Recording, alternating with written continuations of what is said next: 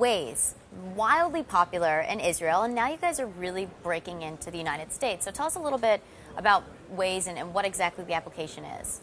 So Waze is an application that will try to save you time by getting you from point A to point B as fast as possible. So think of it as your real-time GPS, real-time traffic, voice-guided, and kind of your companion for any time you get in the car. The interesting thing about Waze compared to any of the other navigation applications is that it's all crowdsourced. So we now have 50 million people driving around and using it, and that's all information that we use to get that real-time information on side roads, everywhere. And doesn't it work a specific way where you can just speak into it? Because a lot of times when we're driving, you don't want to be looking down, typing things in. How does that work?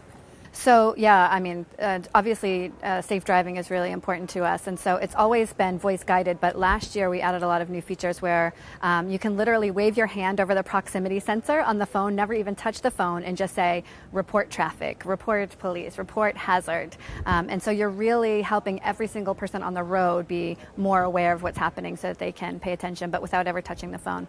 What differentiates you guys from some of the other products like Apple and Google and a lot of these guys who are major players in the space? Well, what a lot of people don't know about Waze is on the front end we're an app, right? But we also are making our own maps. And this is something that very few people can do. There are 4 map makers in the world of any substance. The 2 that are really in front in the real-time mapping is us and Google. So we each actually have our own maps, and people don't know that. So that's one of the things that's unique about us. The other thing is that it's really the community element. So we and Google can both have access to lots of real-time information, but we do it in such a way that it's incredibly social. You see the other drivers. You really feel like you're not alone on the road, that you're really helping one another, and that makes people use our application a lot. We all know there have been acquisition rumors. So tell me, I mean, is there any truth to those rumors that maybe you guys would get acquired by one of these bigger guys, like say Apple? Have you had any offers from Apple? So, we would never talk about any rumors or speculation or anything like that.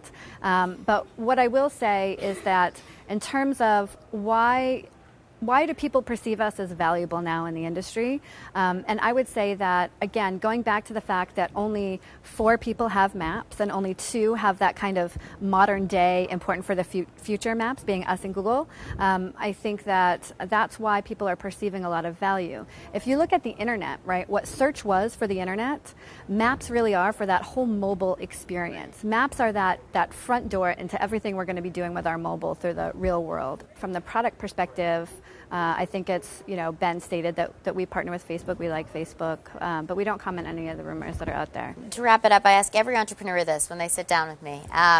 What keeps you up at night?